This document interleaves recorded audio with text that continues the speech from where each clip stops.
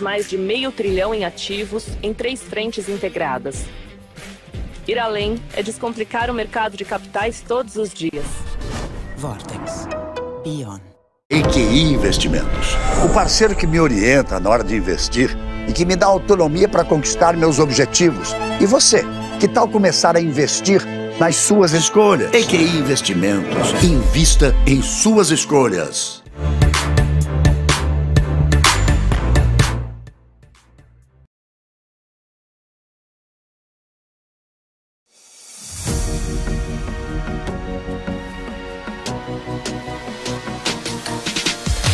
BMC News. Informação que gera valor.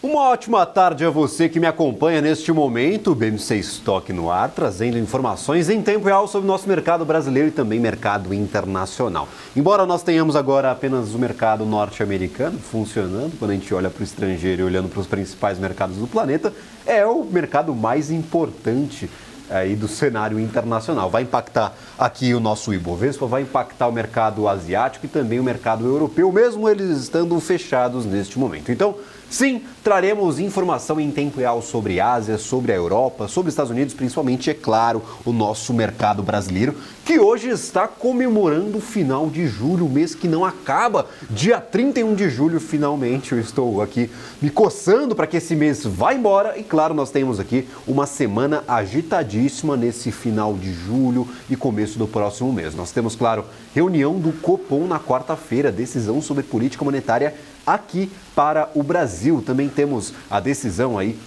sobre muitos fatores importantes, a volta do funcionamento do Congresso, talvez atualizações sobre arcabouço fiscal, sobre a própria reforma tributária que agora será encaminhada ao Senado e, claro, não tirando aí dessa nossa conta os resultados operacionais para cá e também para os Estados Unidos. Temos Apple, temos a Amazon, temos grandes companhias brasileiras divulgando os seus balanços operacionais, então sim, é uma ótima semana, uma semana agitadíssima. Já tomei 5 copos de café aqui porque jornalista nesta semana, se não estiver chorando, está trabalhando. Então, muita coisa aí por vir nos próximos dias e, claro, para você acompanhar a completude dessas informações sobre o mercado financeiro é só aqui na BMC News. Então, deixe sintonizado o nosso canal, acesse constantemente o nosso portal de notícias e, claro, integre o nosso grupo no WhatsApp e também nossa comunidade lá no Telegram. É facílimo. São os aplicativos de mensagem mais utilizados pelos brasileiros e nós estamos por lá trazendo sempre informação que gera valor em tempo real e com uma equipe dedicada a atualizar esses serviços. Então, estamos em todos os lugares para você acompanhar essa ótima semana, esse finalzinho de mês do julho que não acaba e, claro, esses principais fatores que podem sim impactar os seus investimentos é aqui na BMC News. O Ibovespa hoje está animado. Como não, na verdade? Nós temos as duas principais companhias do Brasil em alta forte neste começo de dia, neste começo de semana. Petrobras, que anunciou mudanças na sua política de pagamentos de dividendos, a redução ali do fluxo de caixa líquido, que seria do fluxo de caixa ali que está fora dos investimentos, que é depois dos investimentos que será utilizado para o cálculo do pagamento desses proventos aos seus investidores. Uma notícia parcialmente boa, daqui a pouco eu falo um pouco mais sobre isso e, claro, trago análise de grandes especialistas aqui do nosso mercado que conversaram com a BMC News. E para Vale nós temos rumores e, claro, o próprio governo chinês indicando novos incentivos ao consumo, ao crédito e ao setor de construção civil. Então, nós temos aqui Vale e Petrobras muito positivas. É difícil ter um dia com Vale e Petrobras positivas que o Ibovespa ou está em estabilidade ou está no negativo. No entanto, a gente corrobora aí com mais esse tantão de empresas aqui que também fazem pressão compradora para o nosso principal índice acionário e, claro, elevam esse nosso patamar neste momento 1,40% de alta para o Ibovespa, 121.866 pontos. Tá um vai e vem danado, o Ibov ou perde muito valor ou ganha muito valor. Tivemos um dia bem negativo na semana passada, mas praticamente recuperamos esses patamares e estamos tentando voltar aos 123 mil pontos que atingimos há poucos pregões atrás. Neste momento, como eu mencionava, 121.866 pontos.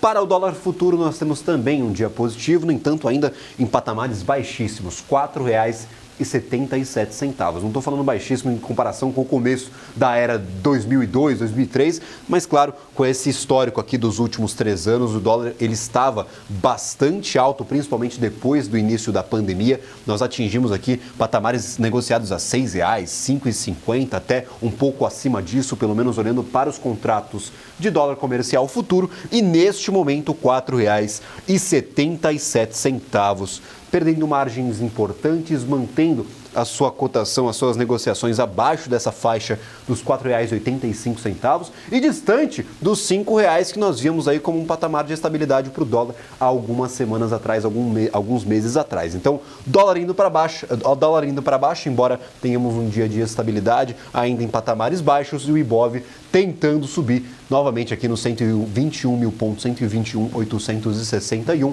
quase nos 122 mil pontos. Vamos acompanhar esse Bovespa ao longo do dia, até o fechamento das operações e, claro, até o final desta semana, que promete ser uma semana muito agitada. Será que teremos queda dos juros aqui no Brasil? A maioria do mercado aposta que sim. No entanto, o ponto da discussão agora é qual a intensidade dessa queda nos juros. Será que cairemos 25 pontos base, 50 pontos base? O mercado já faz as suas projeções. Inclusive, uma das principais projeções, que é retratada aí na figura do Boletim Focus, foi emitida neste começo de semana, neste começo de segunda-feira, e o mercado apostando em uma Selic terminal em 2023 em 12%. Não tivemos alteração da última divulgação para essa, no entanto, 12%. Eu gosto de ressaltar, principalmente na semana de tomada de decisão de política monetária. Maioria do mercado, lembrando, aposta numa queda de juros já nessa reunião. Qualquer coisa diferente disso, talvez uma manutenção ou um aumento, quem sabe, seria muito mal visto pelo mercado, pelo menos esse mercado que está super animado e está apostando nessa queda dos juros, está reclamando dos altos juros, principalmente quando a gente olha para os balanços das companhias que estão sofrendo bastante com o custo de capital, com as suas despesas financeiras. No entanto, 12% ao final do ano. Fazendo essas contas básicas, se nós tivermos uma queda de 25 pontos base agora, nós só temos 3 reuniões até o final do ano, até o final de 2023. O Banco Central deveria cair aí, deveria cortar em 50 pontos base nessas 3 reuniões consecutivas. Então, 25 e 3 reuniões com 50 pontos base de queda. Será que esse cenário desenhado pelo mercado vai se cumprir até o final de 2023?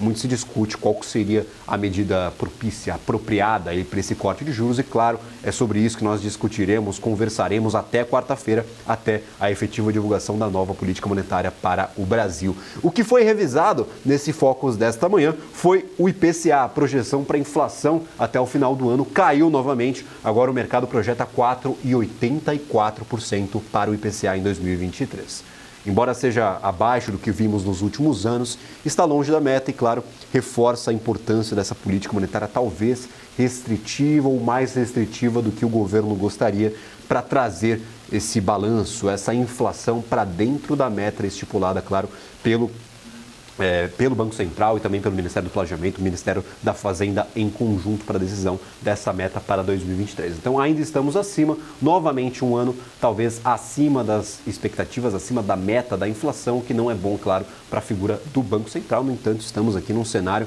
em que a maioria, as grandes economias do mundo, elas sofrem com essa inflação e tentam trazer esses números para a meta. É o caso dos Estados Unidos, que está com a inflação ainda longe da meta, e principalmente da Europa, que sim está com a inflação bem acima dos 2% de meta aí para o final de 2023.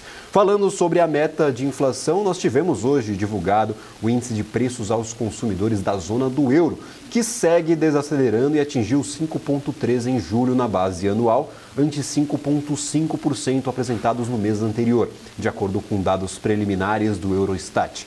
O resultado ficou dentro do consenso do mercado. Na comparação mensal, o índice de preços aos consumidores do bloco teve queda de 0,1%.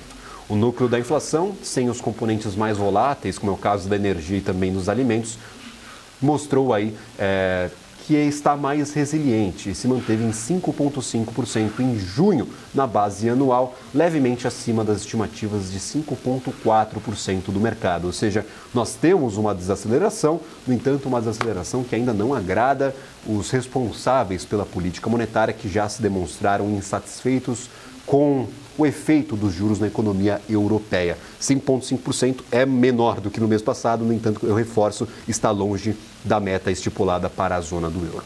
Falando ainda sobre a Europa, o PIB da zona do euro subiu 0,3% no segundo trimestre em relação ao trimestre anterior, resultado levemente acima da expectativa de 0,2%, conforme mostraram dados preliminares também do Eurostat nesta segunda-feira. Na comparação com o mesmo período do ano anterior, a economia do bloco cresceu 0,6%, ante uma alta de 1,1% registrada no trimestre anterior e acima das projeções de 0,5%. Então, esse é o cenário. Tivemos grandes divulgações pela Europa nesta semana. No entanto, as bolsas elas se mantiveram aqui em estabilidade, quando não em estabilidade, ganhando ou perdendo um pouquinho mais de valor. Os índices DAX, na Alemanha, 0,14% de queda. FTSE no Reino Unido, 0,07% de alta, CAC 40 na França, 0,29% de alta e o índice Eurostock 0,06%. Então, basicamente, manutenção dos patamares enxergados na última sexta-feira. Semana passada foi bem importante, decisão de política monetária lá nos Estados Unidos e também, claro, para a Europa. Nesta semana nós temos o Bank of England decidindo a sua política monetária e também o Banco Central brasileiro. Sem impacto global, no entanto, impacto aqui focado na nossa Bolsa de Valores. E também trazendo notícias que foram divulgadas na última sexta-feira, mas como foram bem de noite, surpreenderam tanto ao mercado quanto aos seus investidores. Na última sexta-feira à noite, a Petrobras anunciou a sua nova política de dividendos, fator que preocupava boa parte do mercado e se consolidava como uma das principais dúvidas dos investidores. A companhia explicou que irá distribuir 45% do fluxo de caixa livre, ou seja, o valor que sobra do caixa gerado com a operação depois de descontados os investimentos, ante 60% que eram praticados até essa mudança. A proposta mantém a distribuição trimestral da remuneração aos acionistas e o cálculo dos valores a serem distribuídos será feito com base no fluxo apresentado ao final de cada trimestre. A remuneração mínima anual é de 4 bilhões de dólares para o exercício em que o preço médio do petróleo do barril Brent for superior a 40 dólares por barril. A companhia também passa a incluir a recompra de ações de emissão da Petrobras como uma possibilidade adicional de a companhia remunerar os seus acionistas. O eventual lançamento de programa de recompra de ações relacionado à política de remuneração terá sempre como objetivo a manutenção das ações adquiridas em tesouraria ou posterior cancelamento. Então, nós temos aí essa grande discussão. Era muita dúvida do mercado até a sexta-feira à noite e o que preocupa ainda os investidores, mesmo que a notícia tenha sido menos negativa do que estimávamos, é a adição, a inclusão das M&As nesse CAPEX, nesse percentual de investimentos que será retirado antes do cálculo da caixa livre. Ou seja, antes nós tínhamos a compra de investimentos, de novas perfurações, de material ali para operação da companhia, adicionada ao CAPEX, e agora passam também aí a serem adicionados as M&As, as fusões e aquisições, a compra de participação societária em outras companhias nesse cálculo do CAPEX a ser retirado do fluxo de caixa livre. Ou seja, é uma adição que preocupa o mercado. No entanto, esses 45% do caixa livre foram bem recebidos e também esse processo de recompra se mostra como uma atualização da política da companhia. Nós recebemos mais cedo o Adriano Pires, diretor do Centro Brasileiro de Infraestrutura, que comentou um pouco também sobre a defasagem do combustível e como isso pode afetar positivo ou negativamente a operação da companhia. Vamos escutar. Adriano, você estava falando um pouco mais sobre a recompra, né, anunciada ali de ações por parte da Petrobras. Se puder concluir, agradeço. Estava te falando, né, que então, quer dizer, a notícia então da política de dividendos acabou não sendo tão ruim, né? O mercado esperava uma coisa pior, lógico, cria incertezas, como foi colocado aqui. E a questão da recompra também é uma novidade também que eu acho que faz parte do pacote, né, prometido aí pela nova gestão da Petrobras, né? Então, você está tendo aí novidades, que é a novidade da política de dividendos, a questão da recompra e também a questão da política de preços da empresa, né? E tudo isso eu acho que está de acordo, né, com o que foi prometido, né, durante a campanha eleitoral, então está sendo realizado. Ô, Adriano, em relação à defasagem do petróleo, minha dúvida é o seguinte, né? A gente tem aí, mesmo com a estabilidade do câmbio, a oferta apertada aí de petróleo no cenário global já está pressionando os preços futuros. A gente está vendo aí o barril subindo. Diante disso, né, eu queria entender até quando, na sua visão, a Petrobras vai conseguir segurar o preço do combustível? Olha, é difícil a gente saber até quando, né? Vamos entender, né, que agora o Petrobras está com uma nova política de preço de combustível, né, que foi anunciada em fevereiro. A sorte da Petrobras foi que ela lançou uma nova política de preço com o preço do petróleo caindo, né? Então, desde que o presidente tomou posse, o presidente Lula, a Petrobras ela está com um cenário de preços de petróleo caindo e câmbio estabilizado, né? Então, se você olhar todas as reduções de preços que ocorreram durante esse período até agora, foram de acordo com a política de preço internacional, né? Então, a PPI foi seguida, né, na redução dos preços. Agora, a partir de julho, o preço do petróleo voltou a subir, como você colocou, né? Você tem aí uma recuperação da economia mundial, né?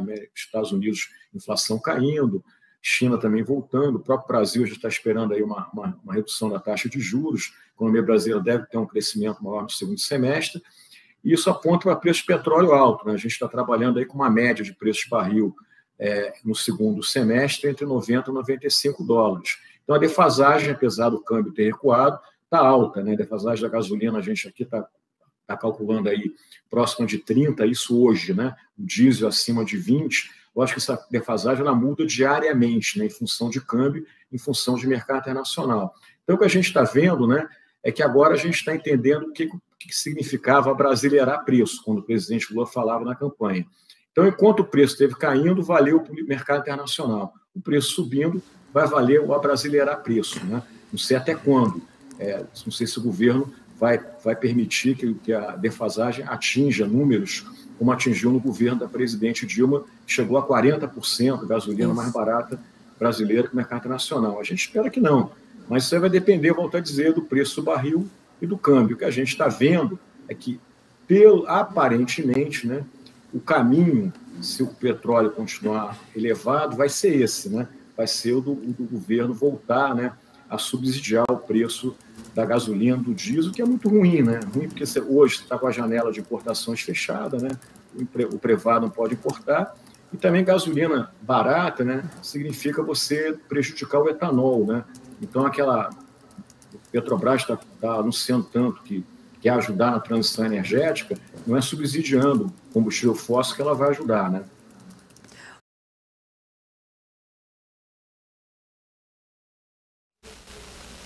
Maravilha, então essa visão de Adriano Pires, diretor do Centro Brasileiro de Infraestrutura, sobre a defasagem do combustível, a defasagem dos produtos negociados pela Petrobras. Ele mencionava esse ritmo de alta para o petróleo. Tem a cotação agora em tempo real do barril de petróleo Brent, também WTI.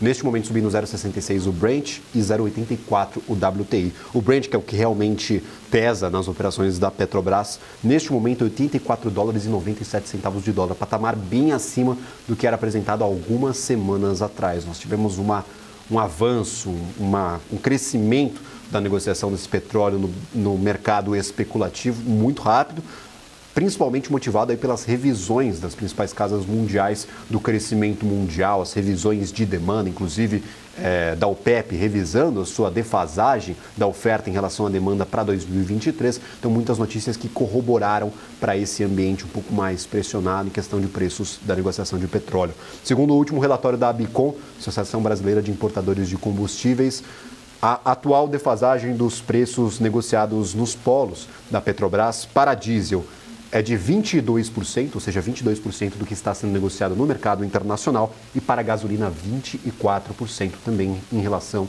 ao preço de paridade internacional. Lembrando que esse PPI, esse preço de paridade internacional, ele foi abandonado pela companhia. Agora nós aplicamos uma nova política de preços para a empresa.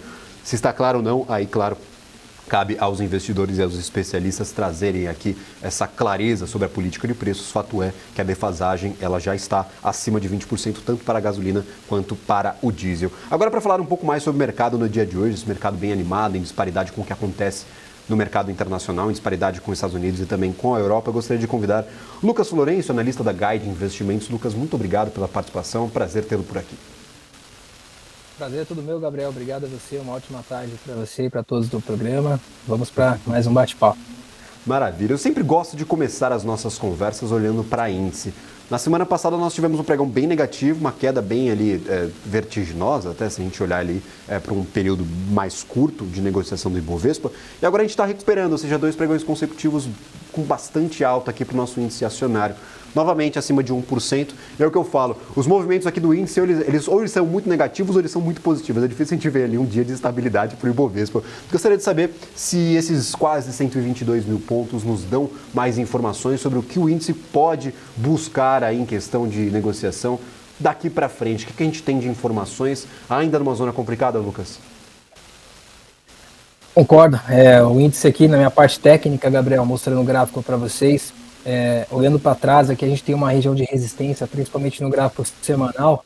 Essa resistência foi capaz de jogar o preço aí por uns movimentos bem fortes para baixo, né, buscando a região de 95 mil pontos. Mas o que mais chama atenção aqui no Ibovespa, principalmente no gráfico semanal, é que as últimas semanas que ele fez um movimento corretivo, depois de toda essa alta, né, que nós tivemos nos últimos meses, é uma semana que mostra aí uma correção saudável. Né? Então abre caminho para o mercado juntar com todos esses eventos que nós temos na semana aí no calendário econômico, principalmente a parte de taxa de juros do Banco Central brasileiro, né? Depois de um Fed também tendo uma postura ali avaliando os indicadores no próximo trimestre, agora o Banco Central brasileiro com essa precificação já de corte de 0,25%, e aí o outlier seria aí um 0,50%, que seria até um pouco mais vantajoso para conseguir retomar essa alta, e aí o mercado com certeza pode buscar em novas máximas. Eu vejo o índice, se ele passar essa região de 122, 123 mil, que inclusive é uma região que ele está próximo já para testar, ele pode sim buscar um novo topo por volta de 125 e depois até a região de 129 e 130 mil. O que ele não pode é perder essa região de 119 mil, tá, Gabriel? Maravilha, então todos atentos aos 119 mil, e aí atentos ao Ibovespa, que nessa semana deve encontrar pela frente aí grandes desafios ou grandes notícias, afinal podemos ter um corte de juros aí, o que não vemos há muito tempo aí para a nossa política monetária. Lucas, semana agitada, tem resultado operacional, resultado de Petro, resultado de grandes companhias aqui no Brasil, inclusive resultado lá nos Estados Unidos de grandes big techs, de grandes empresas de tecnologia. O que você normalmente passa aos investidores? O que a gente pode passar para quem nos assiste neste momento? Como enxergar oportunidades ou enxergar desafios nesta semana que promete ser bastante agitada? Para você que opera e trabalha diariamente com o mercado financeiro, como normalmente costuma se comportar nessas semanas que são lotadas de dados aí, tanto financeiros, macroeconômicos, quanto, claro, os resultados operacionais das companhias?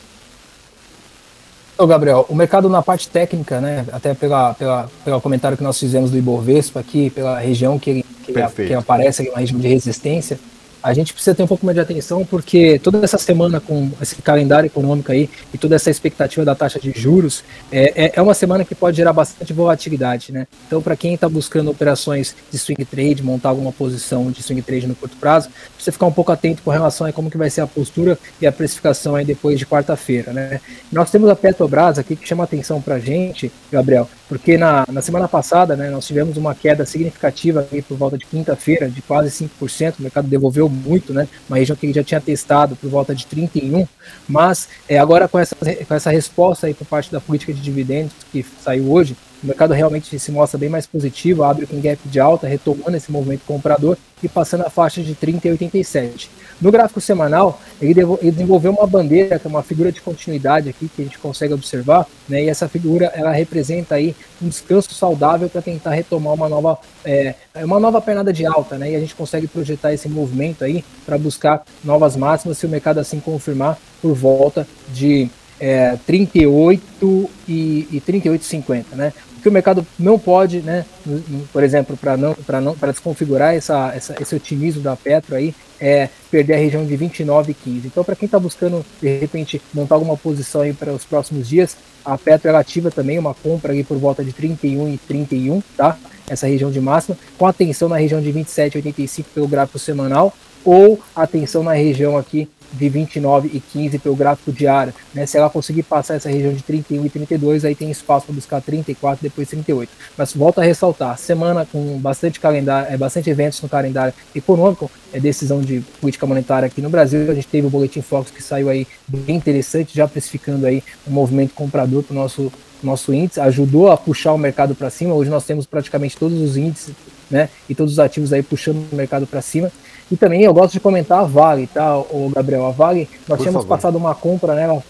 Nós tínhamos passado uma compra nela na região de 68,5, né? Inclusive alcançou o risco-retorno de 1 para 1 do ativo, né? Chegando a buscar ali, na verdade, um pouco mais de 1 para 1, quase 2 para 1, 72,28. Mas ela sentiu uma região de resistência aqui no gráfico diário, que é uma região que o mercado tinha testado um topinho anterior por volta de 71. E aí, com o resultado da Vale que saiu na semana passada, né? Que inclusive foi o resultado que o mercado acabou precificando em um movimento de queda, de desvalorização de praticamente 3%.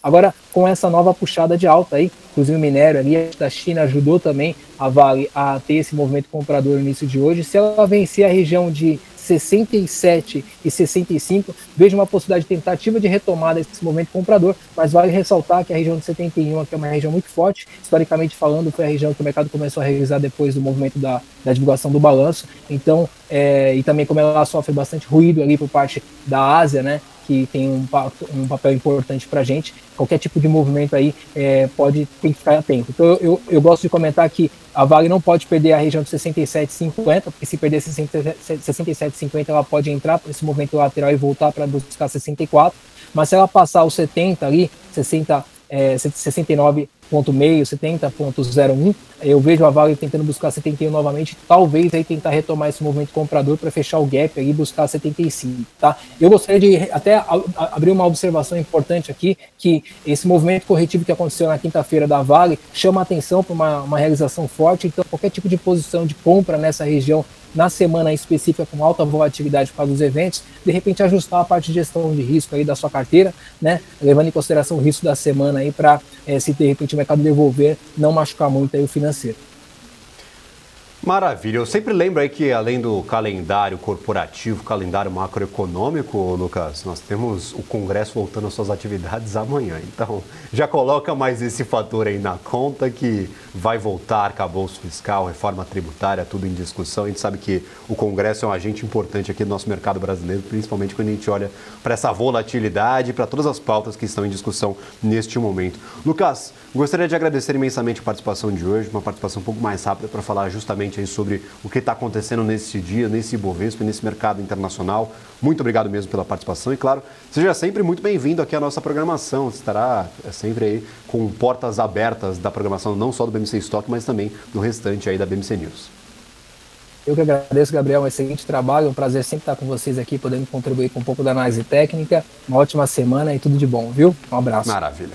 Uma ótima semana para nós, que vai ser uma semana bem agitada. Quero saber de quem está nos assistindo. Estão preparados? O café está pronto? Já estão aí com uma musiquinha para tentar dormir de noite? Porque vai ser bastante coisa, vai ter muitos desafios aí pela frente, principalmente aqui no nosso mercado brasileiro. E como o Lucas reforçava, muita volatilidade, muitas decisões que podem ir contrárias às expectativas. A gente pode se frustrar ou, claro, se surpreender positivamente daqui a alguns dias. E, claro, sempre bom ficar atento e alerta, você investidor, e sempre sintonizado aqui na programação da BMC News. Vou aproveitar para fazer esse jabá, porque estamos o tempo todo trazendo informação que gera valor para você. Então, claro, sintonize aí nos nossos canais ou acesse o nosso portal de notícias, nossa comunidade ali no WhatsApp, o nosso grupo de distribuição de conteúdo no Telegram. Seja sempre muito bem-vindo, que aqui nossa missão é trazer informação que gera valor para você, investidor. Petrobras, ativo mais negociado do dia de hoje, Petro 4, que tem mais liquidez no mercado, 13,97. Então tivemos um dia muito negativo na semana passada com a divulgação dos dados operacionais, do relatório de produção da Petrobras, e agora com esse anúncio finalzinho, ao apagar das luzes da sexta-feira, a Petrobras retoma um movimento positivo, 13,97, voltando aos R$30 aqui na sua negociação, quase R$31, 30,95. Vale, por um outro lado, teve também dias negativos na semana passada. No entanto, quando a gente olha para a China, vê que o governo está disposto a novos incentivos ao consumo e também ao setor de construção. O ativo retoma aí uma força mais compradora, 2,69, mas ainda distante daqueles R$72 que batemos na semana passada. O resultado de Vale bateu bastante pesado aqui na companhia, a gente não conseguiu retomar os 72 e, claro, tem esse risco de devolver esses ganhos ainda nesta semana. Fique atento, investidor, 2,68 por enquanto de alta para o ativo. A gente vai para um rápido intervalo, na volta tem mais BMC Stock, mais informações em tempo real e, claro, a Irani divulgou seus resultados hoje. O gerente de relações com investidores estará aqui no nosso programa para falar sobre, claro, a companhia. É depois do intervalo, daqui a pouco. Tchau, tchau.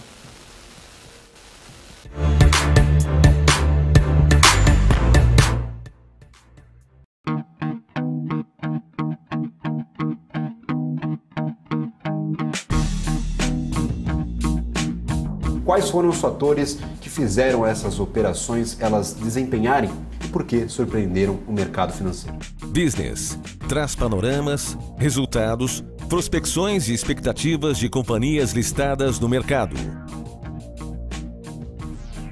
BMC News. Informação que gera valor.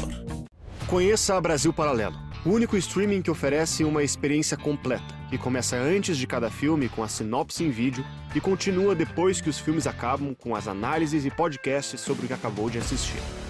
Somos o grupo de comunicação que produziu Brasil, a Última Cruzada, a série de história que mudou a forma do brasileiro olhar para o seu passado.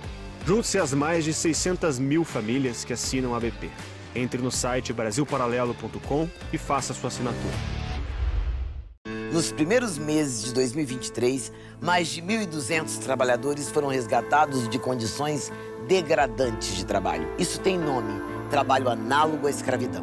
O resgate só foi possível porque, de um lado, o governo federal intensificou a fiscalização e, do outro, houve um aumento das denúncias.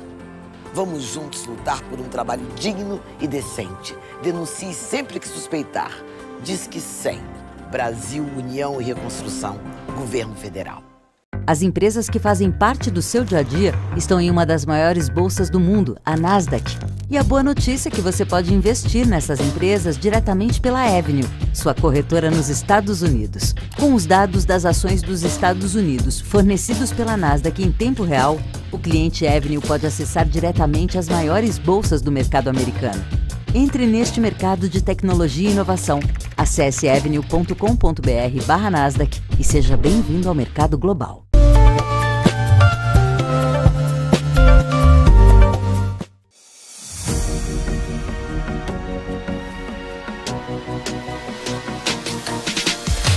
BMC News. Informação que gera valor.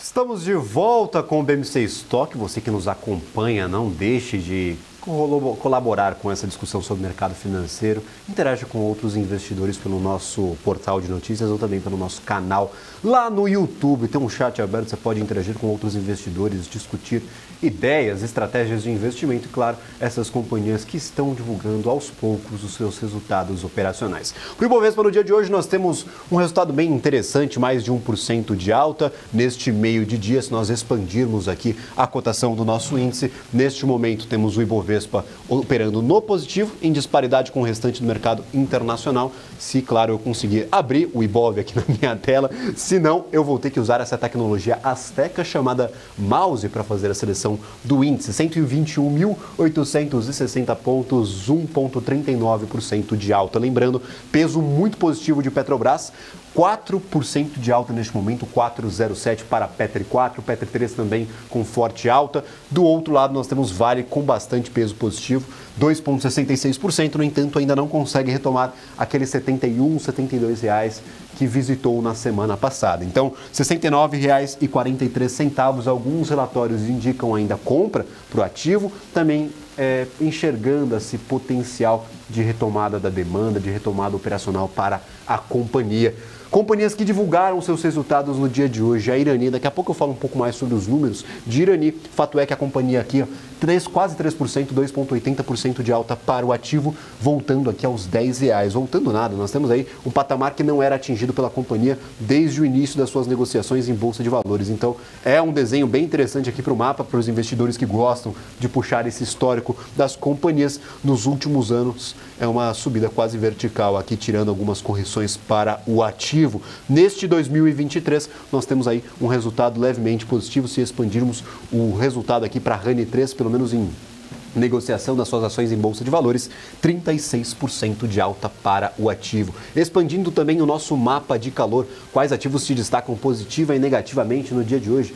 Dexco ainda não apresentou seus resultados, apresenta amanhã e agora ainda nós temos aqui o ativo subindo 6,12%. Parece que o mercado está se antecipando a possíveis boas notícias aqui que a companhia tem a nos apresentar. Carrefour continua o movimento de alta, 5,45%.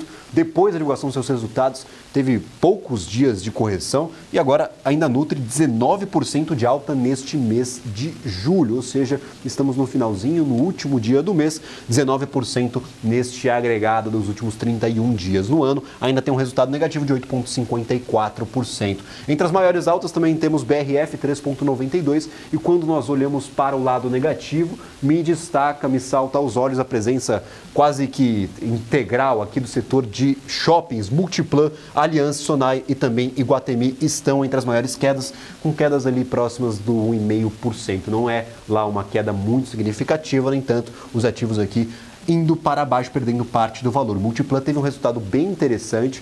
O mercado precificou para cima no dia da divulgação do seu balanço operacional, chegou a subir mais de 3% e agora 1,24% de queda no mês, perdendo 4,70% aqui. Esse é o balanço geral do nosso Ibovespa, da carteira do nosso principal índice acionário. Eu mencionava esse peso de Vale quando nós expandimos o setor de siderurgia e mineração. Nós tivemos sim boas notícias vindas do governo chinês.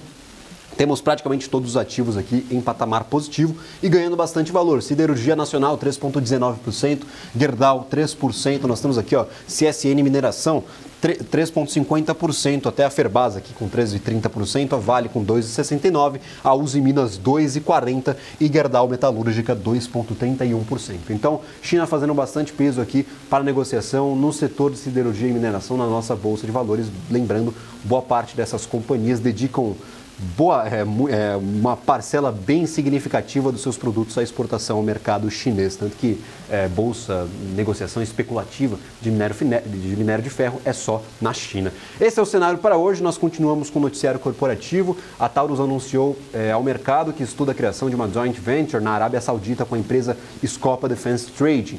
De acordo com o comunicado da companhia, já foram solicitadas à Comissão de Valores Mobiliários, a CVM, as autorizações necessárias para a criação dessa joint venture.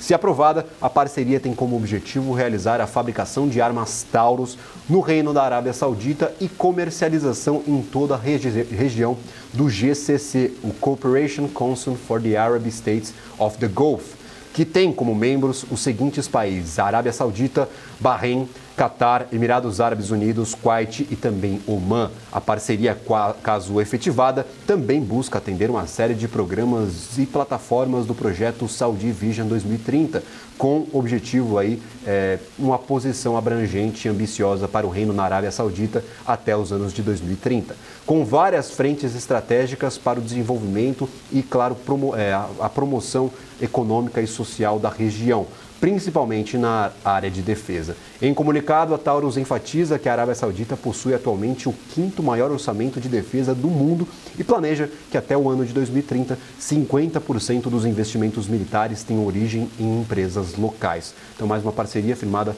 pela Taurus e, claro, trazendo mais uma área a ser explorada pela companhia para a fabricação e comercialização das suas unidades, dos seus produtos.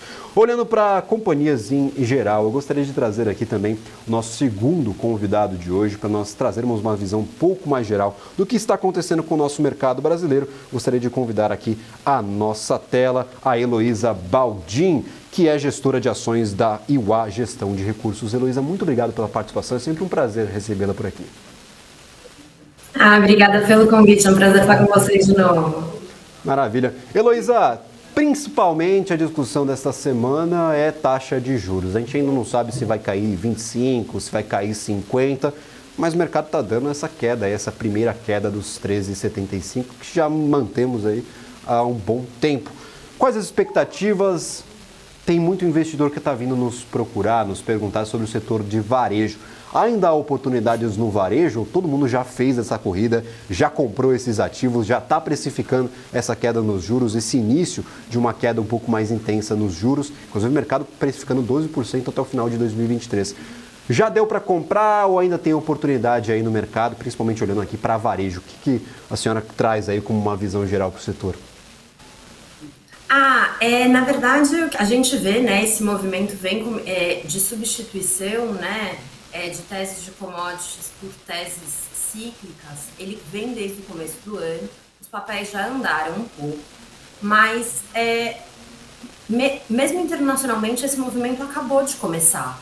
Então, ainda tem espaço, sim, para se posicionar nesse novo ciclo, né? É importante lembrar que essas teses cíclicas, né, que é o varejo mesmo, e-commerce, shoppings, incorporadoras, elas foram imensamente penalizadas, né? Então, elas ainda seguem atrativas. Maravilha. E aí, por exemplo, a queda de 25 pontos base, que chegue a 12% no final do ano, com uma de 25 e 3 consecutivas de 50. É bastante queda, é bastante corte, mas ainda 12% me parece muito alto, um custo de capital muito alto. Já dá para ficar animado com o varejo ou a gente vai ter uma despiora, ou seja, as operações elas vão ficar menos piores? Como que a senhora enxerga aí essa posição de juros e qual seria um patamar ideal para o mercado começar a andar, para as operações começarem a se estabilizar novamente?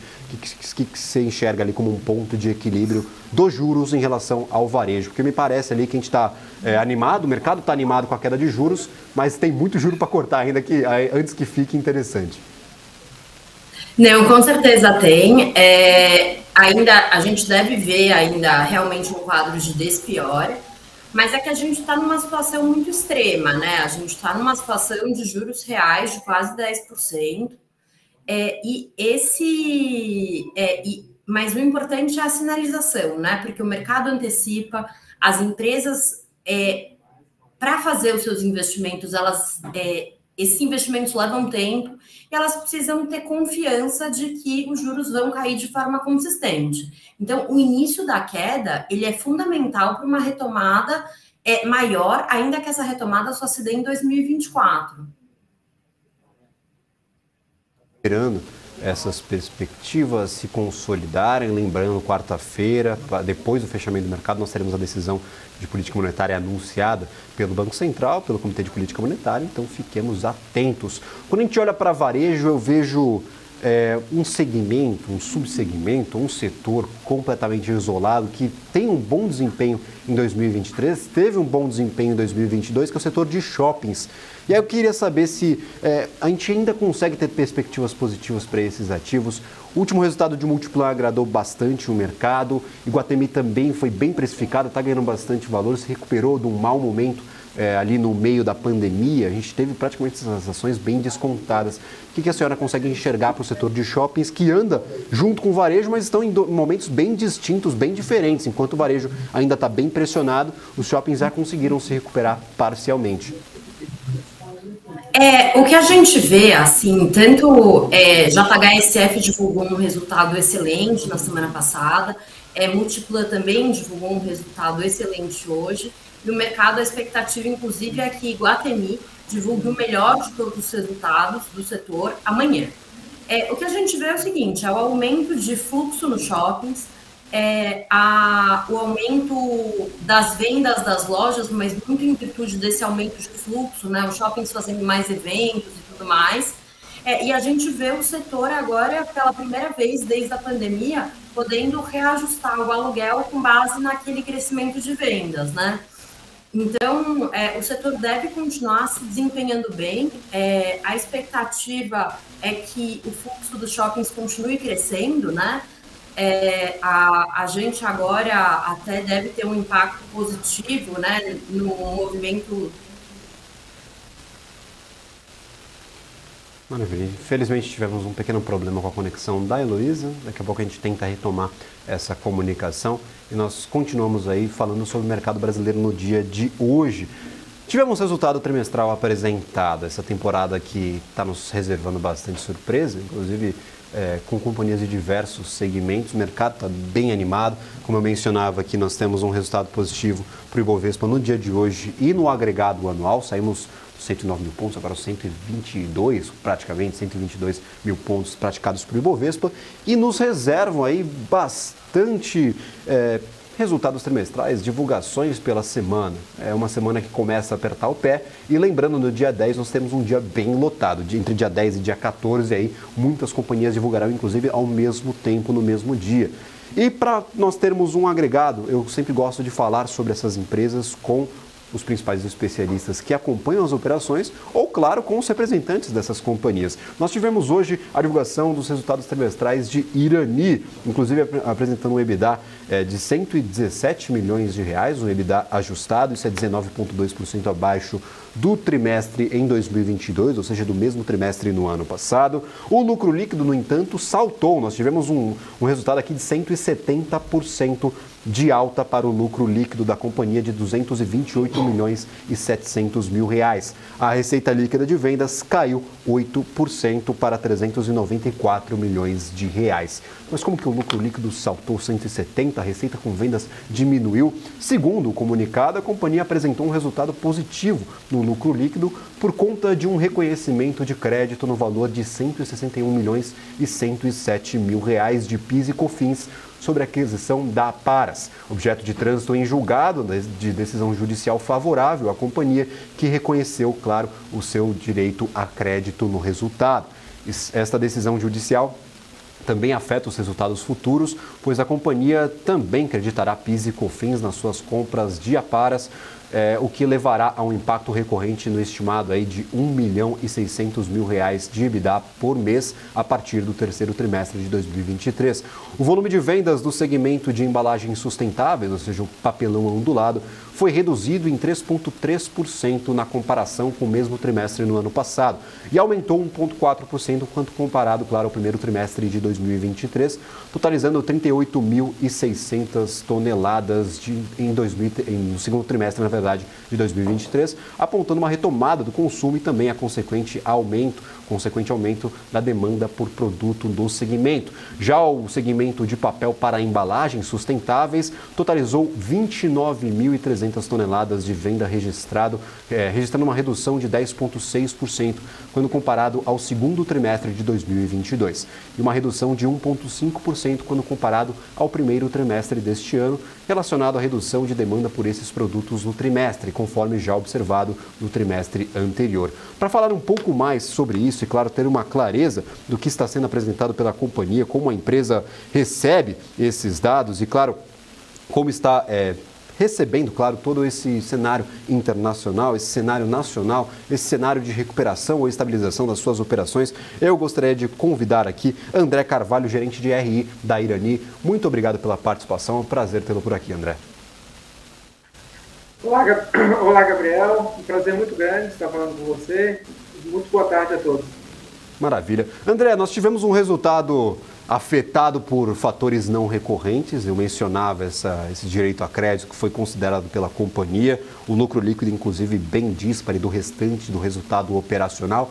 E vocês mencionam no resultado, no release que foi apresentado, que esse efeito ele deve se estender para mais trimestres. Nós já temos uma noção de até quando isso deve impactar a operação da companhia, até quando nós teremos esse direito aí a PIS e COFINS afetando os resultados operacionais trimestrais. Como que vocês estão lidando com isso dentro da própria empresa e quais as projeções aí para esse resultado afetar, claro, a divulgação de balanço operacional?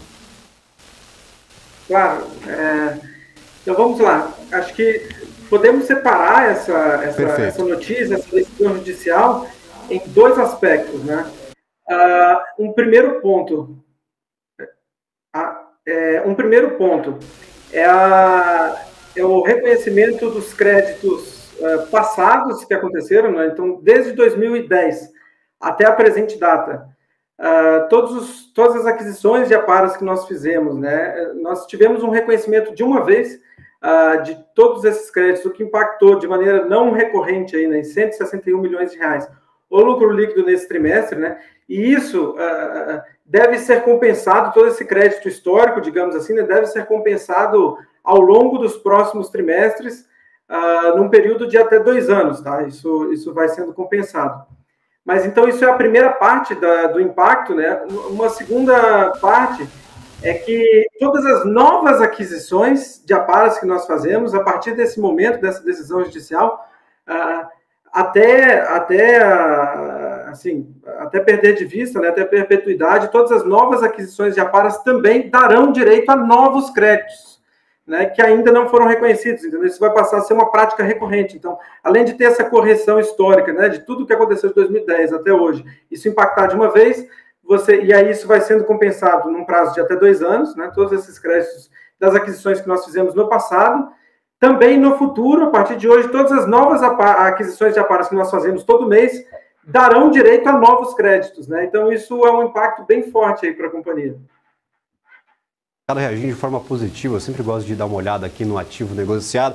2,81% de alta para a Rani 13, R$10,26 aqui, valor histórico para a companhia atingido no mercado no dia de hoje. André, eu gostaria de trazer mais uma dúvida. Nós tivemos um resultado ali em questão de alavancagem da companhia, vocês apostando ali, inclusive, que devem ir até 2,5 vezes dívida líquida e EBITDA para a conclusão do projeto de Gaia. Inclusive, eu gostaria de trazer aí esse contato direto com os investidores. Em que momento estamos com o projeto, quais os avanços operacionais que pode trazer aí no futuro e como que vocês enxergam esse 2023 desses novos investimentos para a conclusão de Gaia?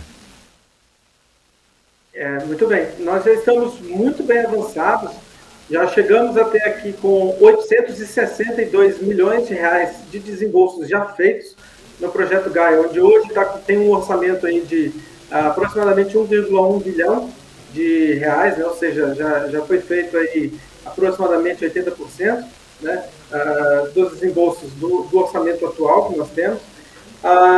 Então, e o principal projeto de todos, né, que é a caldeira de recuperação de químicos e utilidades, nós tivemos o startup desse projeto recentemente, onde até soltamos fato relevante, né? E ele não impactou assim, positivamente o resultado do segundo TRI que a gente está vendo, né? Inclusive teve até no curto prazo um efeito contrário, né? Porque tivemos que parar todas as máquinas, né? Toda a produção para poder fazer a interligação das operações com essa nova caldeira de recuperação. Então isso no curto prazo houve até no segundo trimestre, né? Até um impacto negativo aí, estimado em 13 milhões de reais no EBITDA, né? Mas isso é algo que a partir dos próximos trimestres vai começar a gerar resultado positivo, né? Ou seja, essa parada de máquina, ela foi um efeito temporário, já previsto, isso já fazia parte do planejamento, né, do projeto, né? Então, agora, a partir do terceiro trimestre, a expectativa é de começar a rampa de amadurecimento da captura dos retornos, né? Então, isso eu estou ressaltando um projeto específico, mas se a gente olhar todo o portfólio de vários outros projetos, porque esse era o principal, né?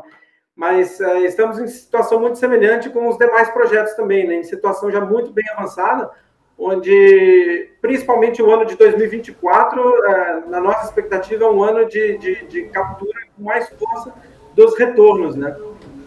Maravilha. Quando a gente olha para o resultado, a gente também tem uma queda no volume de vendas, principalmente olhando para papelão ondulado. Em referência, claro, em comparação ao primeiro trimestre, um avanço, no entanto, ao mesmo trimestre do ano passado, uma leve queda ali no volume negociado por vocês. É, claro, um efeito da demanda do mercado. Nós tivemos um avanço brutal, um avanço recorde entre 2020 e 2021, claro, com o advento do isolamento social, o crescimento de diversos aplicativos, entregas a domicílio. Como vocês veem essas unidades específicas daqui para frente? É um resultado, é um volume de vendas, na opinião de vocês, ruim? Ou é um volume de vendas mais natural do que o que nós apresentávamos anos anteriores? E como vocês veem o avanço dessas linhas de receita, do papelão ondulado e também do papel para embalagens, daqui para frente, o crescimento dessas linhas dentro do portfólio de vocês? Vocês enxergam o resultado como mais positivo ou negativo, pelo menos em comparação aí ao que a companhia está traçando como estratégia de crescimento? No primeiro semestre nesse ano, né, nós tivemos sim um cenário macroeconômico um pouco mais desafiador, tá? Isso era até um efeito, talvez, calculado do aumento dos juros, né? Então, realmente, a tentativa de se controlar a inflação, né, ela leva a um arrefecimento, né, da demanda e do consumo, de um modo geral, por produtos. E quem fabrica embalagem sente isso, obviamente, na pele, né? mas todas essas mudanças, nós acreditamos, né, que isso já, quando a gente olha daqui para frente, né, a gente acredita num cenário de melhora, né, tanto da conjuntura macroeconômica quanto o cenário competitivo dentro do universo de embalagens, né, de papel e papelão do lado. Então, e eu acho até que assim, havia uma estimativa de mercado, se a gente for olhar os relatórios, né, de casas de research e tudo mais, o que no passado se projetava, né, do resultado de 2023, era um resultado muito pior do que esse que está acontecendo, né? Então acho que assim, para esse trimestre, por exemplo, o consenso de EBITDA era por volta de 100 milhões, entregamos 117. Isso com as paradas que nós tivemos, né, de produção para interligação do projeto Gaia, né? Então realmente atravessamos sim um período de cenário macroeconômico mais desafiador, mas estamos atravessando até, em relação às expectativas, até melhor, né, do que se esperava, né? Isso mostra até, em grande parte, acho que é uma resiliência natural do negócio, né? Onde quando o top line, né, que a nossa receita realmente está um pouco mais fraca, em compensação, o nosso principal custo de aquisição de matérias-primas também tem uma tendência a ter maior disponibilidade de matéria-primas no mercado, né? O que traz um grau de resiliência maior para o resultado, né?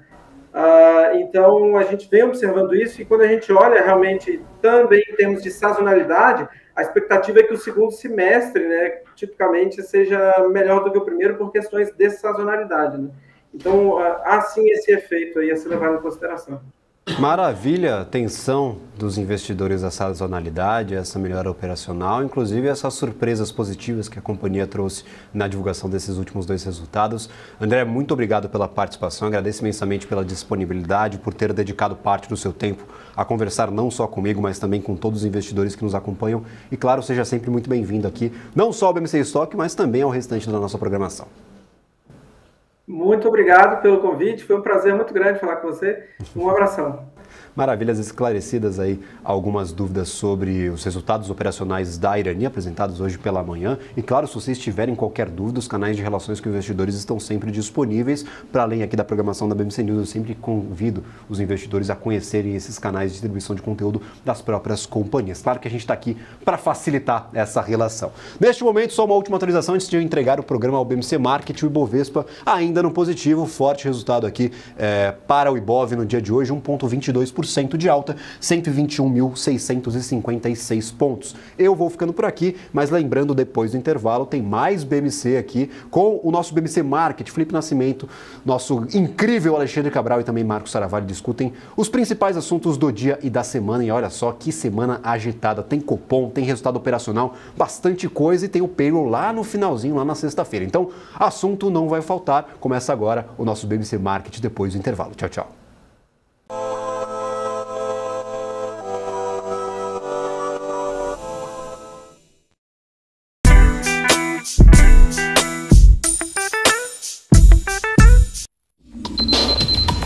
O que acontece no mercado financeiro no Brasil e no mundo está na BMC News. São 24 horas de programação para ajudar o investidor na melhor tomada de decisão. Independência e jornalismo sério. Não estamos plugados em nenhuma instituição financeira. Isso nos dá liberdade de levar a informação sem nenhum viés, sem conflitos de interesse.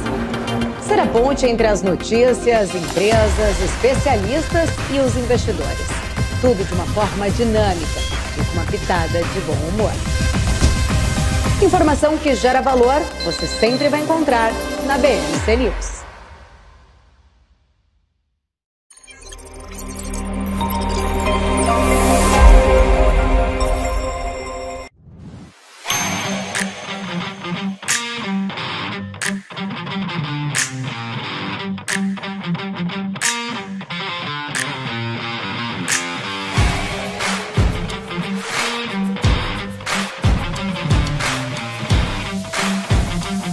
Vortex.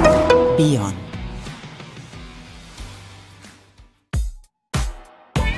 Dividendos. Você sabe o que eles são? Esse é o tema do BMC Explica de hoje.